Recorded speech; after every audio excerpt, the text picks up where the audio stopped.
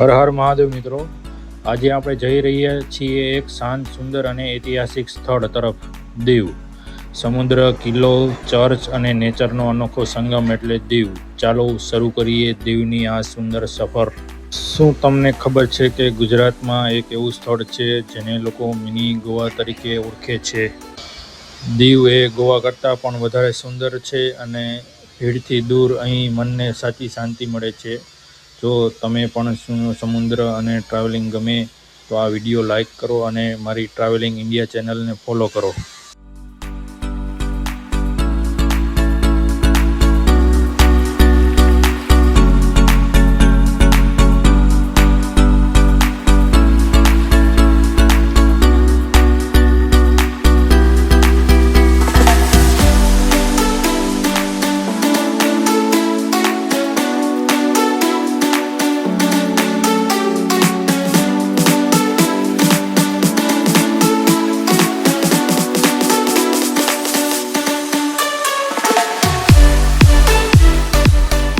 આ છે દીવનો પ્રસિદ્ધ અને ઐતિહાસિક કિલ્લો દીવ ફોર્ટ. આ કિલ્લો લગભગ 16મી સદીમાં અંદાજિત 1535ની આસપાસ પોર્ટુગીઝ શાસકો દ્વારા બનાવવામાં આવ્યો હતો. અને આ કિલ્લો બનવાનો મુખ્ય ઉદ્દેશ દીવને અને સમુદ્રની હુમલાઓથી બચાવવાનો હતો. અને આ કારણે કિલ્લાની દિવાલ ખૂબ જ ઊંચી અને ખૂબ જ મજબૂત છે. કિલ્લાની ખાસ વાત એ છે કે આ એક તરફ સમુદ્રથી ઘેરાયેલો છે અને બીજી તરફ શહેર સાથે જોડાયેલો છે. કિલ્લાની અંદર આજે પણ જૂની તોપ અને દિવાલ, લાઇટ હાઉસ ને આ બધું તમને જોવા મળશે અંદર. આ કિલ્લાની એન્ટ્રી ટિકિટ વ્યક્તિ દીઠ ₹100 છે અને બાળકોની ₹75. આ કિલ્લો જોવા માટે આશરે 1 થી 1.5 કલાકનો ટાઈમ લાગે છે. જો તમને શાંતિથી ઐતિહાસિક ગમતું હોય તો આ કિલ્લો જોવા અવશ્ય જાજો. આ છે દીવમાં આવેલ INS કુફરી મ્યુઝિયમ શિપ. આ જહાજ ભારતીય સેનાના ઇતિહાસમાં સાથે જોડાયેલું અને મહત્વપૂર્ણ મ્યુઝિયમ છે. INS કુફરી. આ શિપ જોવા માટેની એન્ટ્રી ટિકિટ ₹100 છે અને અહીંયા કેશ અને UPI નોટ એલાઉડ છે. ઓનલી ફોર કાર્ડથી પેમેન્ટ થાય છે.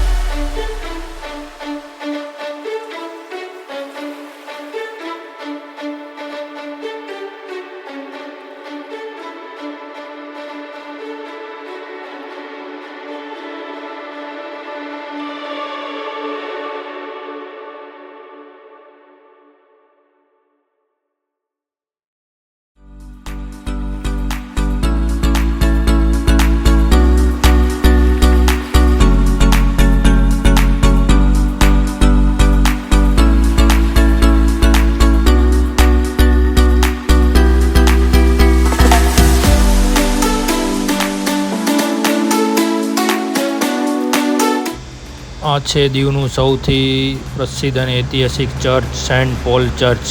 આ ચર્ચનું નિર્માણ ઈસવીસન 1601માં પોર્ટુગીઝ શાસનકાળ દરમિયાન કરવામાં આવ્યું હતું. આ ચર્ચની ખાસ વાત એ છે કે અંદરની કોતરણી, લાકડાનું કામ અને છતની ડિઝાઇન ખૂબ જ આધુનિક છે. ચર્ચની અંદર પ્રવેશ કરતાં જ એક અલગ જ શાંતિ અને પવિત્ર અનુભવાય છે. અને એન્ટ્રી ટિકિટ ફ્રી છે. કોઈ પણ વ્યક્તિ અંદર ચર્ચમાં જઈ શકે છે. આ છે દીવનો પ્રસિદ્ધ અને શાંત બીચ, જલંધર બીચ. આ બીચનું નામ પૌરાણિક દૈત્ય જલંધરના નામ પરથી રાખવામાં આવ્યું હતું. આ બીચની ખાસ વાત એ છે કે અહીં ભીડ ઓછી હોય છે અને વાતાવરણ ખૂબ જ શાંત રહે છે. સમુદ્રની લહેર, ઠંડી હવા અને ખુલ્લું આકાશ મનને ખૂબ શાંત આપે છે. સૂર્યાસ્ત સમયે જલંધર બીચનો નજારો ખૂબ જ સુંદર લાગે છે અને ફોટોગ્રાફી પરફેક્ટ અને એકદમ સારી આવે છે.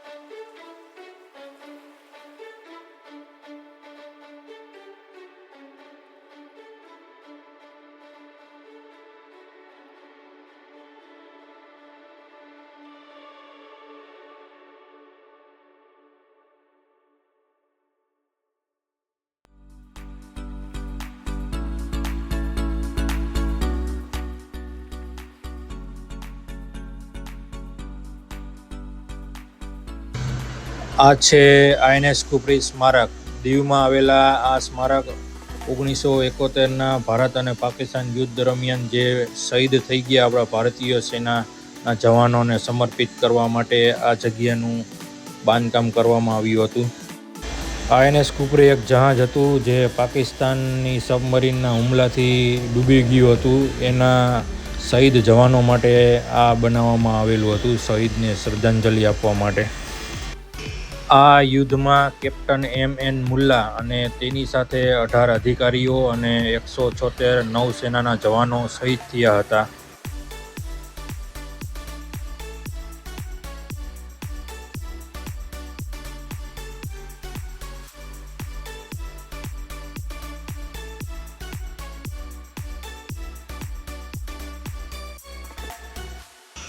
આ છે INS કુપરી જહાજમાં જે શહીદો થયા હતા ને એને બધાની યાદી. 194 વ્યક્તિ નૌસેનાના જવાનો જે શહીદ થયા હતા ને એની મેમોરીઝ અહીંયા છે.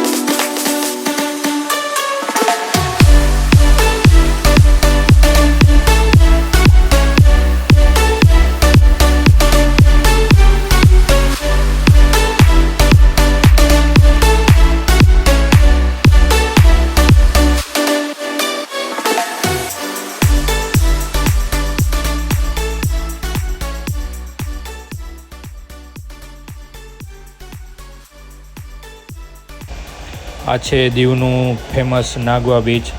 લગભગ બધા પ્રવાસીઓ નાગવા બીચ દીવની મુલાકાત તો લેતા જ હોય છે. જે તમે જોઈ શકો છો નાગવા બીચની એક ઝલક જે સવારના ટાઈમની છે.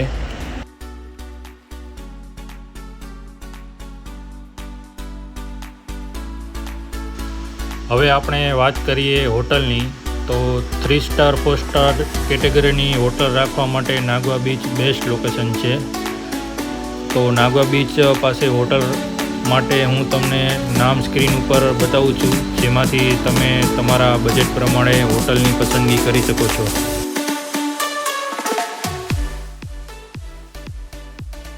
હવે આપણે વાત કરીએ બજેટ ફ્રેન્ડલી હોટલ રાખવા માટે બેસ્ટ લોકેશન છે દીવ બસ સ્ટેન્ડની આસપાસના એરિયામાં. તમને બેસ્ટ ગેસ્ટ હાઉસ અને બેસ્ટ હોટલ મળી રહેશે.